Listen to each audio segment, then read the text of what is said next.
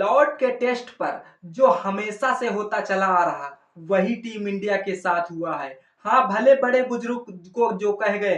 कि जो जैसा सोचता है उसके साथ वैसा ही होता है, लेकिन हमने कतई नहीं सोचा था कि टीम इंडिया इतने करीब आकर यह मुकाबला इतने रनों से हार जाएगी। भाई, जिस तरह से 5 दिन टीम इंडिया मेहनत करती है ग्राउंड पर, फिर भी हाथ अंत में यही निराशा देखने को मिलती है कि भाई 22 रन, मतलब टीम इंडिया इतने करीब थी जीत के लिए, ऐतिहासिक पल को देखने के लिए बेताब थी, लेकिन वो बेताब पल ऐसे नर्वस कर जाते हैं। भाई, जैसे ही सिराज का विकेट हुआ, भाई इतने जितने क्लोजिंग सिराज का विकेट हुआ है, सिराज खुद हैरान थे कि भाई ऐसे कैसे विकेट हो गया। हाँ, बशीर ने भले सिराज का विकेट लिया, अपनी टीम को तो इस मुकाबले से विन करा दिया है, लेकिन टीम इंडिया अब जिस तरह से आने वाले मुकाबलों पर शायद तहलका बचाने वाली है। तो नमस्कार दोस्तों, सटीक क्रिकेट न्यूज में आप सभी का स्वागत है,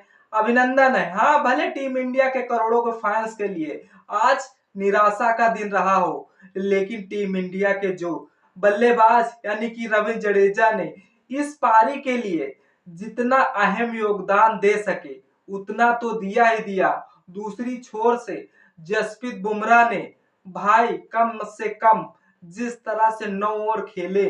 और ताक देनी होगी, भले 5 रन बनाए उससे कुछ फर्क नहीं पड़ता। दूसरी छोर से सिराज से उम्मीदें थी, सिराज को इसी तरह से स्ट्राइक देना चाह रहे थे और इस तरह से जडेजा भाई, लेकिन जडेजा ने जिस तरह से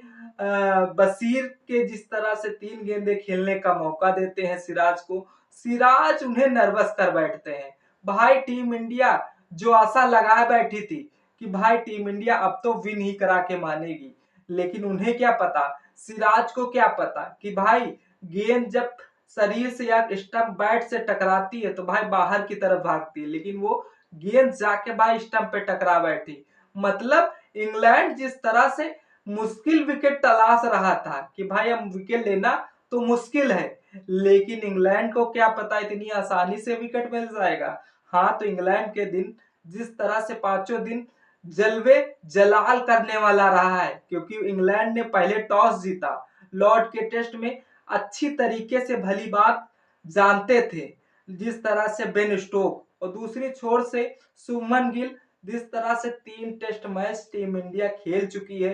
तीनों टेस्ट मैच में भाई अभी तक टॉस नहीं जीते हुए हैं। और टॉस जीतने का कारण यही हुआ कि जिस तरह से लॉर्ड की पिच पहले दिन बल्लेबाजी करने वाले के लिए इतना आसान हो रही थी, फिर जिस तरह से दूसरी इनिंग पे बल्लेबाजी करने वाले के लिए उतनी ही मुश्किलें बढ़ती चली जा रही हैं। टीम इंडिया पहले दिन जिस तरह से खेली, उसके बावजूद टीम इंडिया को 387 रन का टारगेट इंग्लैंड देती है, लेकिन 387 रन टीम इंडिया बना भी लेती है। और जिस तरह से फिर इंग्लैंड की टीम 192 रन बनाती है, यानी कि टीम इंडिया को 153 रन विन होने के लिए इस मुकाबले को बनाने थे। और टीम इंडिया के बैटर मानो कि जिस तरह से हर पिच पर तहलका मचाते हो, और इस पिच पर ऐसी जिस तरह से पिच खराब होती गई कि ना तो शुभमन गिल के बल्ले से रन आए, पंत से उम्मीद लगाई जा रही थी कि पंत भी करिश्मा कुछ अलग ही करेंगे, लेकिन सब नहीं हो पाया क्योंकि जोफ्रा आर्चर अहम योगदान निभाया है। हाँ, जो 5 दिन और 5 ट्विस्ट पे बात करने वाले हैं कि फिर भी टीम इंडिया क्यों फेल रही है, ये भी तो जानना जरूरी है कि टीम इंडिया जब इतनी अच्छी तरीके से लड़ती है, वाशिंगटन सुंदर 4 विकेट चटका के जाते हैं और इधर जोफ्रा आर्चर इंग्लैंड के तरफ से पांजा खोल के जाते हैं, फिर भी टीम इंडिया इतने करीब आकर भाई मुकाबला जो हार जाती है ना टीम इंडिया, तो यार खलता है। और देखने वाली बात है कि ऐसे माहौल पर जब किसी तरीके से रिस्क न लिया जा रहा हो और उस पर गेंद पर विकेट हो जाए, तो ये शायद हमारी रूठी हुई किस्मत ही थी। देखते हैं कि जिस तरह से मैच के पांचों दिन क्या चला, कैसे टीम इंडिया लड़ी इस इंग्लैंड के टीम से, क्योंकि लॉर्ड के टेस्ट पर जिस तरह से हमेशा इंग्लैंड वालों का कब्जा रहा है, देखने वाली बात है कि जिस अंदाज में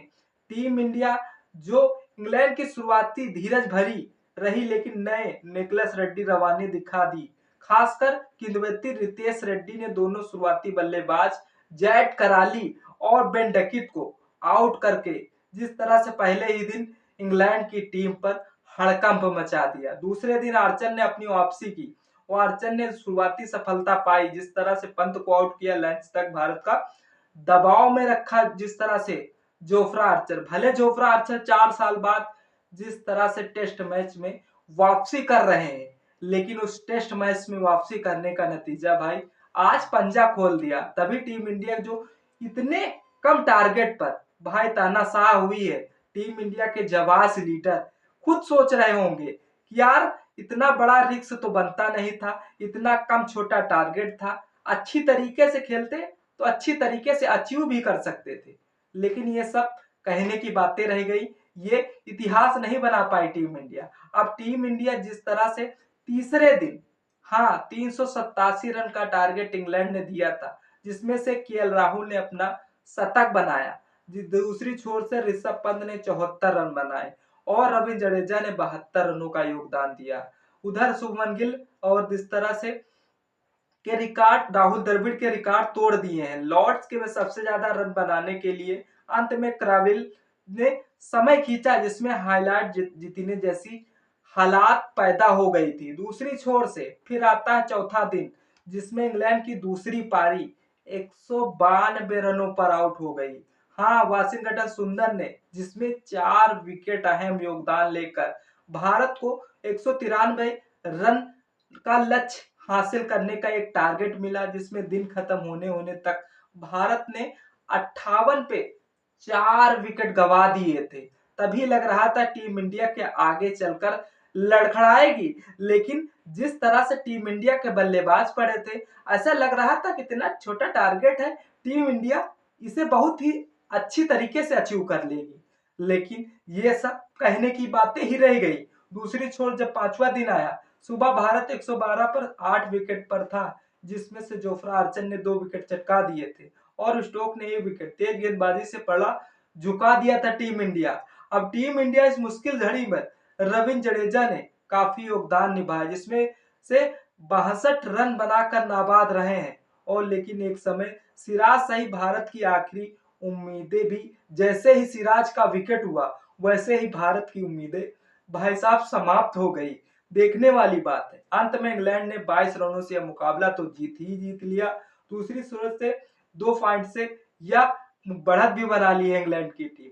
अब देखने वाली बात है, जहां पर जोफ्रा आर्चर जिस तरह से दूसरी इनिंग पर 5 विकेट लेकर अपनी टीम को संभालना और ऋषभ पंत जैसे बड़े खिलाड़ी का विकेट लेना, ये जोफ्रा आर्चर के लिए बहुत बड़ी उपलब्धि हो सकती है, क्योंकि बेन स्टोक विकेट लेने पर और दबाव बनाने पर अहम योगदान दिया है इस टीम के लिए।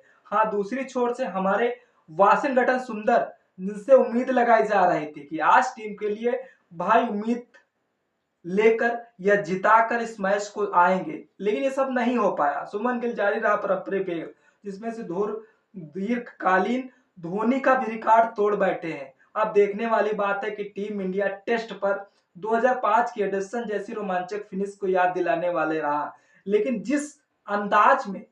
टेस्ट खेला जाता है और जिस अंदाज में टेस्ट खेलना चाहिए, वैसी तरह से टेस्ट मैच हुआ, क्योंकि ना तो ये मैच इंग्लैंड कह रही थी कि हम जीत रहे हैं और ना तो टीम इंडिया, क्योंकि ये पलड़ा भारी था। भले टीम इंडिया जिस तरह से बल्लेबाजी कर रही थी, लेकिन जिस अंदाज से रविंद्र जडेजा एक छोर से टिके हुए थे, ऐसा लग रहा था कि भाई जिस तरह से सिराज को ज्यादा मौका न दो और जिस तरह से अपने आप पर भार संभालने की कोशिश करो, कम से कम जिस तरह से एक ओवर में एक बाउंड्री तो आनी ही सही है, लेकिन यह सब नहीं हो पाया। दूसरी छोर से 5 टेस्ट सीरीज में जब टीम इंडिया जोरदार गेंदबाजी और छोटे समय पैफेदों ने टेस्ट को ड्रा कराने की राय बजाय स्ट्राइक विन की ओर मोड़ ले गई इंग्लैंड की टीम, जिससे इंग्लैंड की टीम 22 रनों से यह मुकाबला जीत ले गई। अब देखने वाली बात है अगला मुकाबला, जो कि 23 जुलाई से खेलना है, जिसमें से ओल्ड ट्रैफर्ड पे शुरू होगा। अब जिस तरह से 2 पॉइंट से सीरीज या इंग्लैंड की टीम आगे है, अब टीम इंडिया को इसे बराबर करने के लिए चौथा टेस्ट टीम इंडिया को इसमें पूरी जी जान झोंकनी होगी, तभी चौथा टेस्ट मैच अपने कब्जे में आ पाएगा। लेकिन आज जो केएल राहुल के बल्ले से उम्मीद लगाई जा रही थी, केएल राहुल भी नहीं साथ दे पाए। उधर दूसरी छोर से जिस तरह से दूसरी इनिंग पर केएल राहुल 39 रन बनाए और उधर रविंद्र जडेजा ने भाई जो किया है वो हमेशा इतिहास के पन्नों पर रचा जाएगा, क्योंकि रविंद्र जडेजा टीम को भले भी नहीं करा पाए, लेकिन जो किया सिराज के साथ, जसप्रीत बुमराह के साथ, लाजवाब है। टीम इंडिया की इस मुश्किल स्थिति पर आने वाले समय में आगे जरूर सुधार करेगी, क्योंकि हमसे बहुत बड़ी मिस्टेकें हुई हैं। उस मिस्टेक का हमें आने वाले टेस्ट पर शायद वो गलतियां नहीं करनी चाहिए। आपको क्या लगता है टीम इंडिया की जो 22 रनों से हार हुई है, कहां से मिस्टेक हुई टीम इंडिया को? कमेंट सेक्शन खुला है, कमेंट जरूर करें। वीडियो अगर अच्छी लगी तो लाइक शेयर कमेंट करना ना भूलें। तब तक जय हिंद, जय भारत।